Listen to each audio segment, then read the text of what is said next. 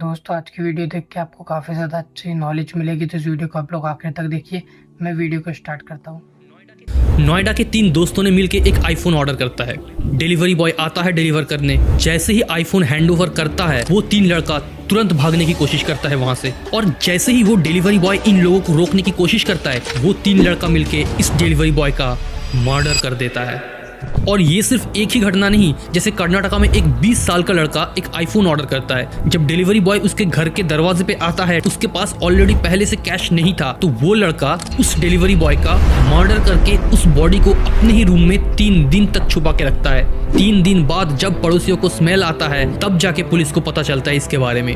ऐसी घटनाएं अब देश के हर कोने से सुनने में आ रहा है। एक फोन के लिए मर्डर तक कर सकते हैं, ऐसे भी कुछ लोग हैं हमारे देश में। तो फिर अब खुद सोचिए, जिस फोन के पीछे लोग इतना पागल हो सकता है वो एक सिर्फ नॉर्मल फोन तो नहीं हो सकता। और हाल ही में आईफोन 16 लॉन्च हुआ, तो ये बहुत ही सही मौका है इस बात पे चर्चा करने की, क्या ये सच में एक फोन ही है या फिर फोन से बढ़कर भी कुछ है इसमें। एप्पल ने इस फोन के साथ क्या किया, अपनी पूरी साल भर की कमाई देके एक फोन खरीदने के लिए तैयार है लोग, और पुराने माल को नए पैकेजिंग में देखने के लिए सेम एक्साइटमेंट के साथ हर साल वेट करता हुआ जनता को हाई बोल के चलिए शुरू करते हैं वीडियो को। इंडिया में भी ऐसे लोग बहुत सारे हैं जो इस फोन लॉन्च के लिए बेसब्री के साथ वेट कर रहा था, बिकॉज वर्ल्ड में भी इंडिया अब टॉप 5 कंट्रीज में से आ गया। नहीं, पर कैपिटा इनकम में नहीं, हाँ, और बेरोजगारी के मामले पे भी नहीं। इंडिया टॉप 5 पे आ चुका है आईफोन खरीदने के मामले पे। बस सिर्फ US, UK, China and Japan के बाद इंडिया का पोजीशन है, जबकि इंडिया इस टेबल पे सिर्फ जापान के नीचे ही रैंक करता है। जबकि इंडिया का अगर पर कैपिटा इनकम देखा जाए, यानी कि एक आदमी का सालाना रोजगार देखा जाए, तो सब मिला के एक एवरेज इंडियन का जो इनकम है वो एक जापानी पीपल से 12 गुना कम है। विकिपीडिया के अनुसार जापान का एक आदमी साल का $33,000 कमाता है, जो कि लगभग 27 से लेकर 30 लाख तक होता है, जबकि ये नंबर इंडिया में सिर्फ $2,500 यानी कि मुश्किल से 2 से 2.5 लाख तक होता है। और एक आईफोन की कीमत 1 से 1.5 लाख रुपया होता है, यानी कि एक इंसान का लगभग पूरे साल की आधी से भी ज्यादा कमाई लग जाता है एक फोन को खरीदने में। आईफोन बिकने के मामले में फिर भी इंडिया उस कंट्री के बाद आता है जिनका एक महीने का सैलरी यहाँ के इंडियंस के पूरे साल भर का एवरेज सैलरी से ज्यादा है। यानी कि वो लोग अगर चाहे एक महीने के सैलरी से कम 2 आईफोन खरीद सकते हैं। और ये रहा फिर बाकी कंट्रीज का डेटा जो इंडिया से आईफोन खरीदने के मामले में आगे है।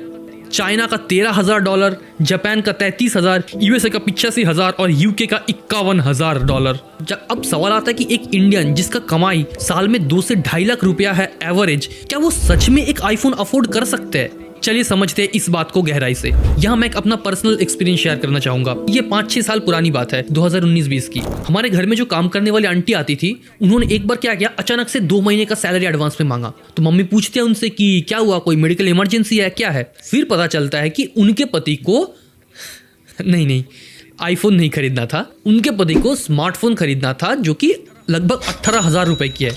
और तब तक हमारे घर में किसी के पास इतना महंगा फोन नहीं था। मैं ये नहीं कह रहा कि वो खरीद नहीं सकते, उनके लिए गलत है, बात को समझो आगे।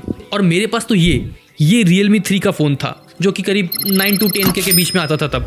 अब ऐसा नहीं है कि उनको अपना शौक पूरे करने का हक नहीं है, जबकि बात है कि हमें पता था कि उनको अपने बेटे का कहीं अच्छे प्राइवेट स्कूल में एडमिशन भी कराना था। तभी जब उनके सर पे एक इतनी बड़ी जिम्मेदारी है, तो तब वो कैसे सोच सकते हैं कि वो एक इतना महंगा, वो भी 18,000 का फोन अफोर्ड कर सकते हैं। जब हम पूछे तो पूछने पे उनका जवाब था क्या है, अगले 1 साल में चुका देंगे ईएमआई। बट ऐसे समय में ऐसा डिसीजन एक फाइनेंशियल फूल ही ले सकता है। तो देखो, उनको तो फाइनेंशियल एजुकेशन कुछ है नहीं, बट आप तो समझदार हो, आप समझ सकते हो।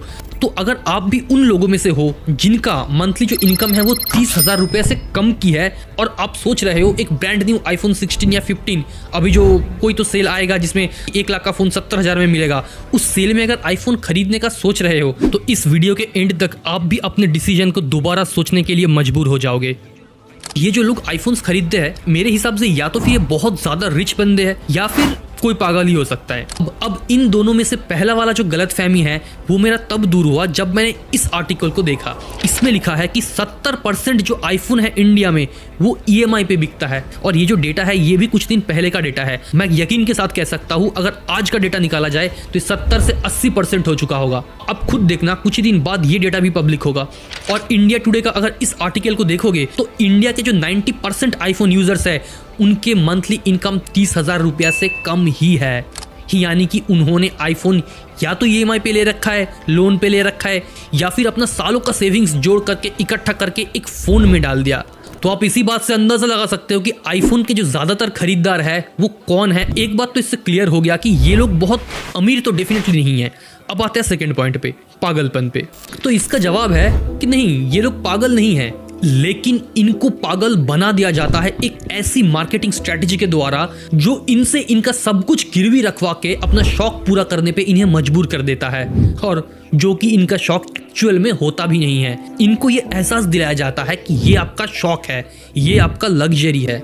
यहाँ देखिए आप, जो बंदा 15,000 रुपए कमाता हो वो वरना अपने साल भर का कमाई लेके एक 1.5 लाख का आईफोन कैसे ले सकता है। यहाँ आते हैं इनकी इनसिक्योरिटी का रोल, जिसके साथ एप्पल ने बहुत अच्छे से खिलवाड़ करके अपना एक बढ़िया सा मार्केटिंग टैक्टिक्स तैयार किया है इन जैसे बंदों को अपने टैक्टिक्स में ट्रैप करने के लिए। जिस स्ट्रैटेजी ने आईफोन को हर इंडियन के लिए लगभग आज एक एस्पिरेशनल प्रोडक्ट बना दिया है। और ये जो स्ट्रैटेजी है ये खास करके सिर्फ इंडियंस के लिए ही अलग से बनाया गया है, क्योंकि यही सेम स्ट्रैटेजी जब उन्होंने बाहर अप्लाई करने की कोशिश किया, जैसे और भी अच्छे कंट्रीज हो गए, जैसे यूरोपियन कंट्रीज हो गया, रशिया हो गया, यूएस हो गया, ऑस्ट्रेलिया हो गया, वहां पे ये उतना अच्छा काम नहीं करा, बल्कि काम ही नहीं करा जहां इंडिया, बांग्लादेश और पाकिस्तान में ये जो स्ट्रेटेजी था ये जरूरत से ज्यादा अच्छा परफॉर्म कर गया। अब इसका एक बहुत बड़ा रीजन ये है कि इंडियन जो यूथ था उनके पास फाइनेंशियल नॉलेज बहुत ही कम है या फिर ना के बराबर है। जेन जी या फिर जेन अल्फा है, उनमें से सेविंग्स का मतलब बहुत ही कम लोगों को पता है। एट द सेम टाइम ये जो बाहर के कंट्रीज थे, यहाँ का जो यूथ था वो लगभग वेल्थ देख के बड़ा हुआ है, तो उनको पता था उनको कहाँ इन्वेस्ट करना है और कौन सी चीज उन्हें एक्चुअल में जरूरत है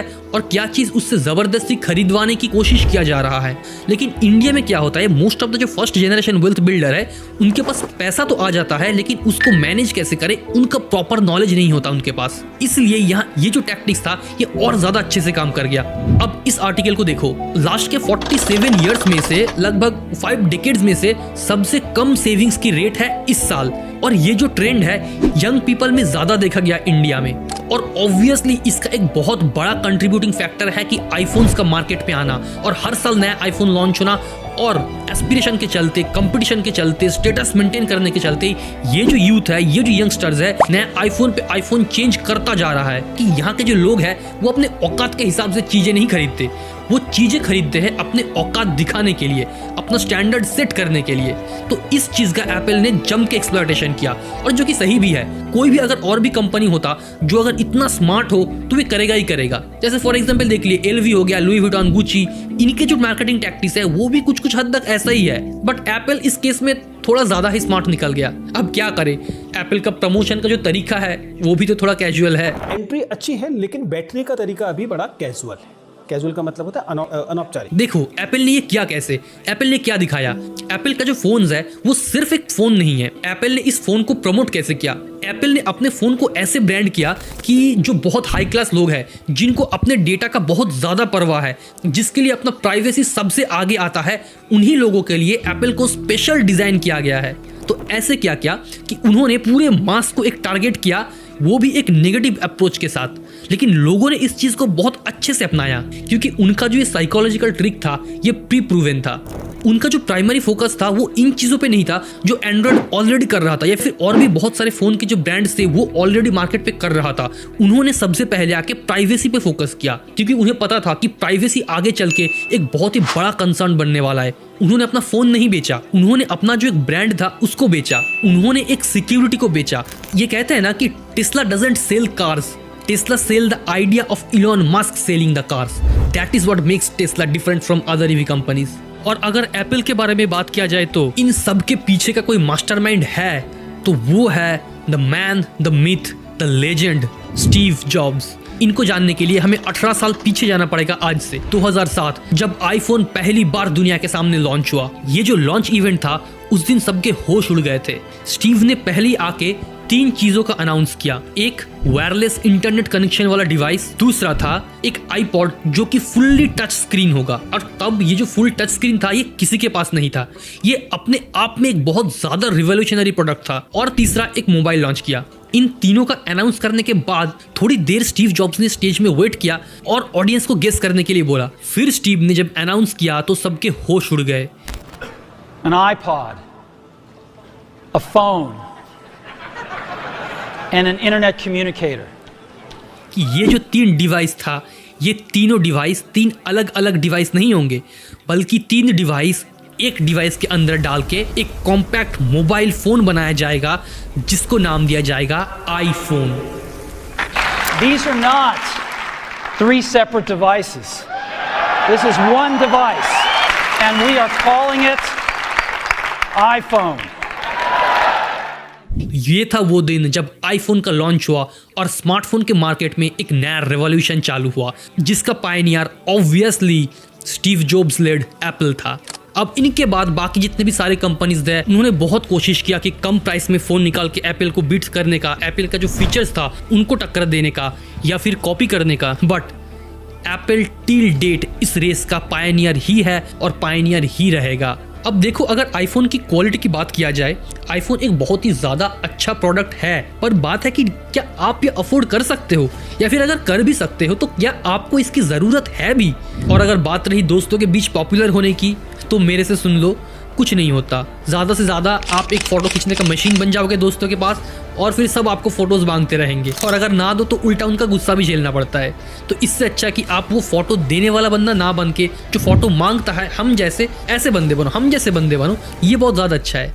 तो अगर आपका डेली का ज़रूरत है फिर तो ठीक है, लेकिन अगर सिर्फ शौक है तो आप एक बात जान लो कि ये ज़रूरत और शौक के बीच का जो डिफरेंस है ना, यही तय करता है कि कौन बंदा आगे चल के एक फिनेंशियल स्टेबल बंदा बनेगा और कौन चल के फिनेंशियली स्ट्रगल करेगा। अब देखो, ये ऐसा नहीं कि आप आईफोन खरीदोगे तो आगे चल के स्ट्रगल करोगे, बट अगर आप एक ब्रांड के झांसे में आके कोई प्रोडक्ट खरीद रहे हो तो आप जान लो कि ये ऐसा पहली बार नहीं होगा। इस चीज़ को अभी अगर आप नोटिस करके सुधार नहीं सके तो आगे चल के और भी बहुत से ऐसे गलत डिसीजंस लोगे आप, जिसके चलते आपको आगे फ्यूचर में स्ट्रगल करना पड़ सकता है। तो इससे बेहतर है कि अगर आप अर्ली 20s में हो, इस चीज़ को रिकॉग्नाइज करो और इस चीज़ से बाहर निकालो। अपने दिमाग से ये ख्याल निकाल दो कि आप सोसाइटी में कूल बन जाओगे, दोस्तों में आपका स्टैंडर्ड बढ़ जाएगा और लड़कियां आपसे पट जाएगी। जबकि सच बात तो ये है कि लड़कियां कभी भी एक सोशल मीडिया के फोटोज़ देख के या फिर वर्चुअल लड़कों को देख के इम्प्रेस नहीं होती है। अगर सच में आपको लड़की को इम्प्रेस करना है तो मैं बोलूँगा आप आईफोन से अच्छा है कि कपड़ों पे इन्वेस्ट कर दो।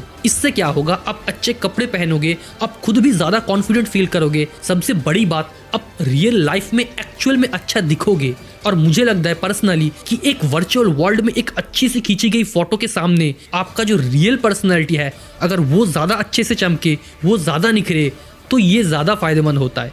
और खास करके आजकल के एआई के ज़माने में फ़ोटोज़ का उतना कोई क्रेडिबिलिटी है भी नहीं। सही डीप टॉपिक्स पे ऐसे इंटरेस्टिंग तरीके से अगर आप वीडियोस देखना चाहते हो तो हमारे चैनल को सब्सक्राइब करो। और इस चैनल में हम आपको एक से बढ़कर एक रीज़न देंगे अपने आप को as a Indian proud feel करवाने के लिए। तो दोस्तों, आप लोगों ने इस वीडियो को देखा, ये वीडियो आपको कैसा लगा आप लोग कमेंट्स में बताएं। बाकी आप लोगों ने इस वीडियो में जो भी देखा, आप लोग इसमें बहुत ही अच्छे तरीके से समझाया गया, बहुत ही अच्छे तरीके से बताया गया कि किस तरीके से एप्पल कंपनी सब लोगों को पागल बनाती है, अपने झांसे में लेती है, लोगों को फंसाती है।